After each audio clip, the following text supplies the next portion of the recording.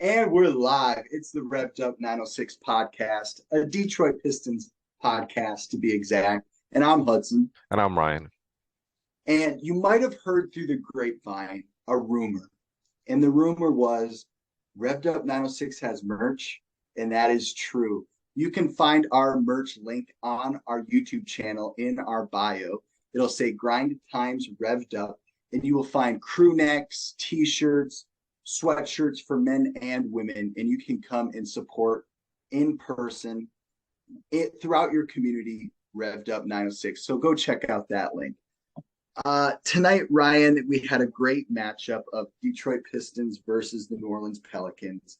It didn't go in the Pistons' favor. That final score was 115 New Orleans, 116, correction, New Orleans to the Pistons 110. What is some of your first takeaways from this game?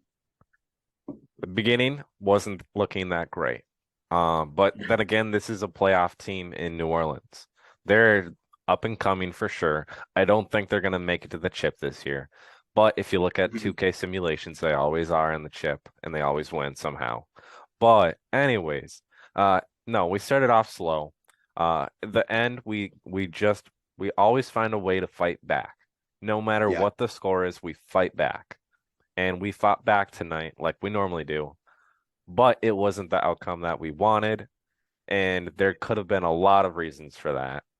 I don't want to name specifics, but the refs, if I were to name specifics, they just had a lot of questionable calls that normally wouldn't actually be called. So like there was the Jaden Ivey continuation right there.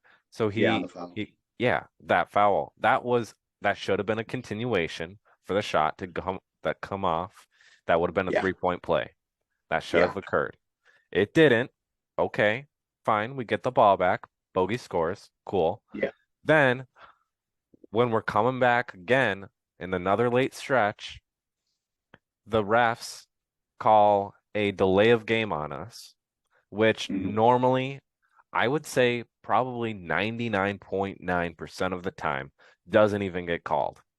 I think so too. And they called that, and then it just blew the game wide open because it gave the Pelicans a free throw and the ball back. So that there was a lot of questionable calls tonight. I mean, I will give credit to the Pistons. They know how to tank properly. Yep. I mean, we are given a nice win, and then we have a great competitive game with the third best team in the West, and we end up blowing it. Yes, a lot of calls didn't go our way.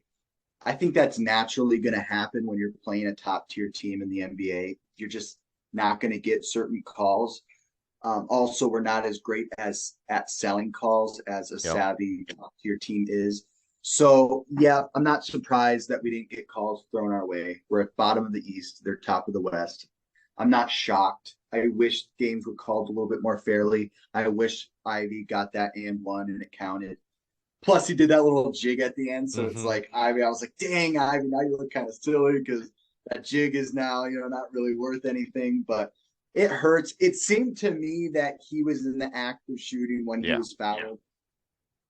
I mean, if you really slow it down, you can kind of make an argument, but it's not really a great one. I think he was pretty much snubbed on that. I think really where we went downhill and paid for it later was in that second quarter. That last 6 minutes of the second quarter, we really fell apart. They really went on a big run. We only scored 22 points in the second quarter, which was the least amount of total points scored in each of the four quarters. So it would have been nice to kind of go into the half feeling good. But when you go into the half off a terrible run, it's really hard to sit through those 15 minutes and power through it. Typically, you would think, right, if they're given 15 minutes to think about what happened these last 6 minutes, you would think maybe they can put together a good stretch heading into the third, but it's hard to come out of a cold quarter and get a hot start. But we did see them have a high-scoring quarter in the third. They had 33 points total in those 12 minutes. So I'll take it. Another thing that I noticed that you probably noticed too was Cade Cunningham was on the bench for the first time since his surgery. which was really nice to see. It seemed like maybe he kind of put on a little weight. He seemed a little bit thicker in the photos I was seeing of him. That could just because he's, been sitting around, or maybe he's getting some chest pumps in. I don't know, just a little thought that I noticed. But it was nice to see him with the team again, because I think he might have been in some practices here and there, maybe in the weight room, but I haven't seen him with the team since his surgery. So it was nice to see him back. Yeah, and to the point of the fact that we crawled our way back, which we really shouldn't have been able Mm-hmm. to at least. You look at the Pelicans, they have Valanciunas, who is probably one of the most underrated bigs in the league. For sure. He can easily go out and get 33 and 15 or so like he did tonight. He just Yeah. in that offense, he really doesn't need to when they have Zion and everybody healthy. So, but Yeah. he had a great game. There's a reason why he's one of the better bigs in the league. And then to show for that, we don't have Duran and we don't have Sue still. We don't have any bigs besides Noel. And Noel could do as much as he could against Valanciunas, but you're not gonna if you're Noel, you have the size to be able to guard him, but you don't Mhm. have the weight because Right. Valanciunas is just gonna bully you every single chance he gets. That's the kind of player he is. Yeah. Uh, but Are but you, no, are you, go ahead. Sorry. no, you're good. You're good. Were you surprised to see a game like this out of Noel? Were you expecting a little bit more of him, or are you not shocked with 4 points and one rebound? Scoring, I'm not shocked. The rebounding side of things and the blocks, it wasn't there, and it makes me question like what was happening with that. I understand if you look in his past with his early on in his career, anywhere in his career really, he has these games where it's like you expect him to do so much more, but he does very little, and it's a head scratcher given the amount of talent that he has and the ceiling he did have at the beginning of his career. It just doesn't add up. But he's still one of those guys who's going to work his tail off, even if he's not having a great game. And he did do that, so I appreciate that. But I will say the 19 minutes was a little worrisome in the sense that maybe we're running him a little too much, given that he really hadn't played majority of the season. And then the last couple of games we've been without our bigs, he's had to step up. And that could be a lot on his body given his age and not really having the experience this season till now.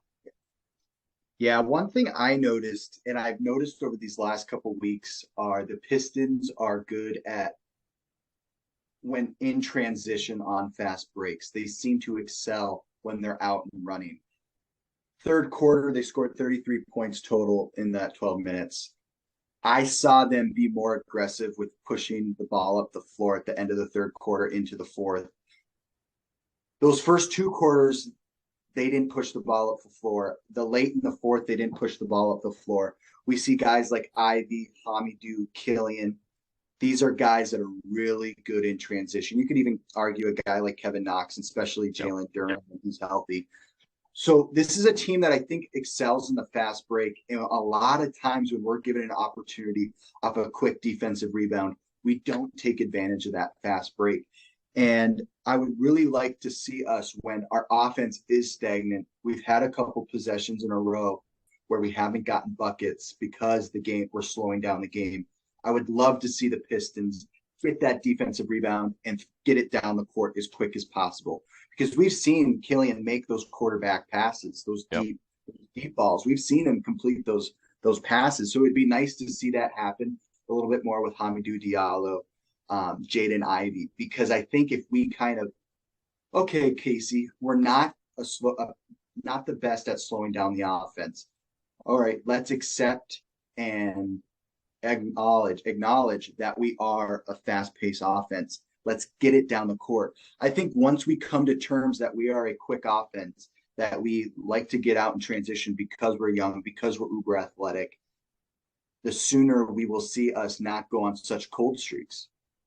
Yeah, and honestly, Ivy and Hami would be great for that, as would Yeah. Killian. given the amount of speed that we possess right there. But the only thing that I would say is a negative for at least Hami and Ivy Mhm. is they lack control, if that makes sense. And when I say that, it's like they're gonna beat you down the court no matter what. But is there a possibility that they lose the ball like 50% of the time? Yes. It's True. because Ivy has his little bursts sometimes where it's like he loses his handle a little bit, and you're like, oh no, no, no, no, that could be bad. But then he just picks it back up, and that's a little worrisome. Like, let's say in a game like tonight, you had Jose Alvarado step out at you. What's Ivy gonna do when he's at the last second, you know? So Yeah. I think we need to be a fast, quick, up-tempo team, but there has to be some control in that, so we're not turning the ball over because we do turn the ball over a lot. Uh, but tonight it wasn't as bad, but still, we need to have more control if we're going to be Mhm. fast. Another great game from Hamidou Diallo, 19 points, 7 rebounds, 9 for 11 shooting. I mean, Honestly, he was the reason why we were even in this game tonight. really, really. I He, think so. yeah, I mean, he had a couple possessions where he was on the fast break and he had like these like up and under layups. Like he had about 5 of them where they Valanciunas was just too slow. We saw Trey Murphy just be a little too slow. We even saw Jackson Hayes kind of not do what he's typically known for, which is blocking. We kind of saw him be a little bit hesitant when Hamidou was rushing the hoop. Yeah, and I believe it was Kelser saying that Hami had 14 of his 19 points in the fourth quarter or something like that. So that just shows you they actually could not stop him in the fourth. The only thing that stopped him was the fouls. But that's just because it's kind of hard playing without bigs and you have Valanciunas down in the paint. So Hami's going to be like, oh, I want to try and get the stop no matter what every single time. And so typically what happens is he gets the foul. But no, honestly, without him tonight, the game wouldn't have been as close as it was. I'm not saying that we probably wouldn't have had a run or anything towards the end, but Mm-hmm. he definitely contributed in benefiting that run and starting it. But yeah, even without him, Killian had a solid night. Ivy, even though he had 12 points, he still had 7 rebounds and 6 assists. Like I'm taking that. Yep. And then Bay had another great night, even though it wasn't like, oh wow, he's not missing. He was missing a lot of shots, but he still got Mm-hmm. his 20 points, and he had a double double. He had 10 rebounds too. So I'm gonna take that from Bay 100% of the time. Absolutely. Something that I'm not worried about, I'm not telling people to worry about, but I'm telling people to keep an eye on. Isaiah Livers coming back from his injury these last 2 games has had 2 points. Not something that we should be too freaking out about. But tonight, let's see, 1 for 4, 0 for 3 from three. He's a 3 point shooter. I'm, just keep an eye on it. I want people to kind of comment below if this is something that we can see happening long term, him not putting up numbers, or if he's just kind of feeling himself coming out of his break from pretty much a month and a half break due to injury. I just want people to keep their eye on Isaiah Livers because I'm not worried yet. But if we start to see the next 3 games, this same thing happening, and we're on a 2 week span of him not putting up much numbers, it might be something that has to be addressed. Yeah, and he was pretty much out like a month and a half.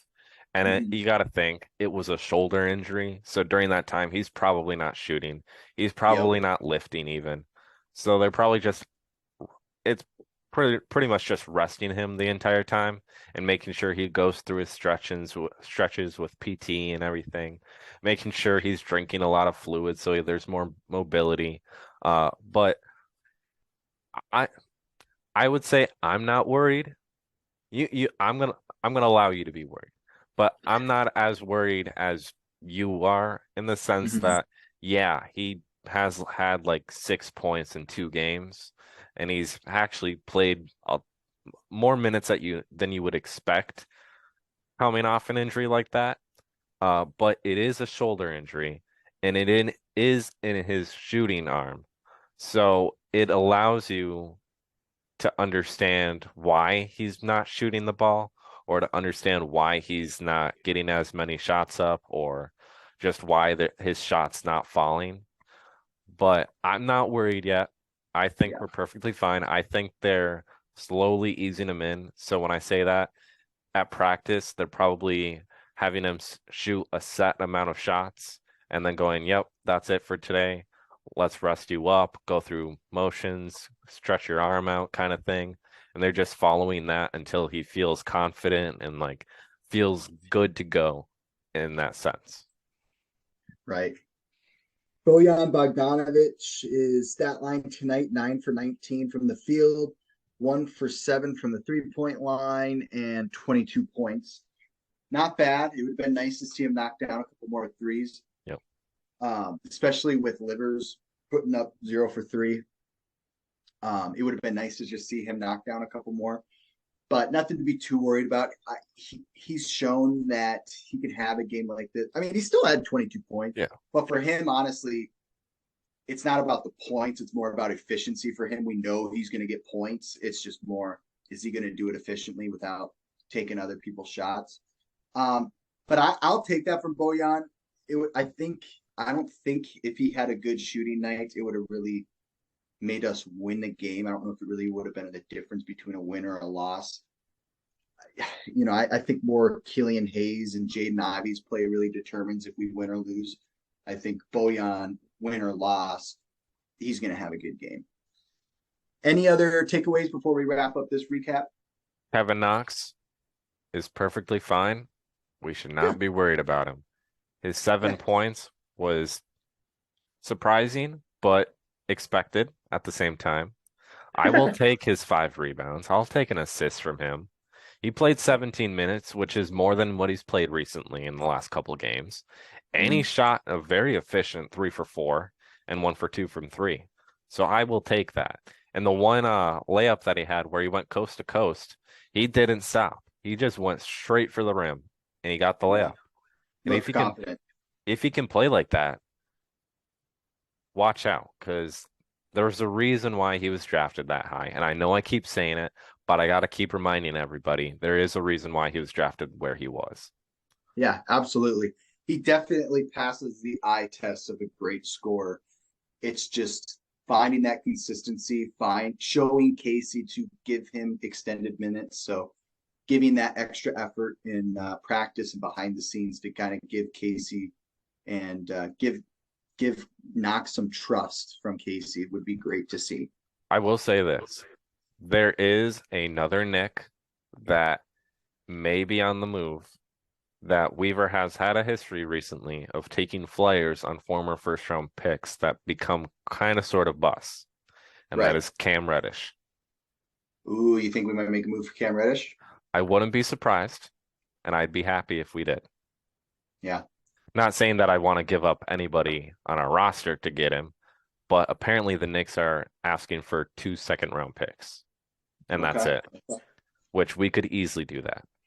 Which we are known for doing a trade with the Knicks. I mean, we just a couple of years ago we did, or 2 years ago, a year and a half ago, Derrick Rose for Alec Burks and somebody else.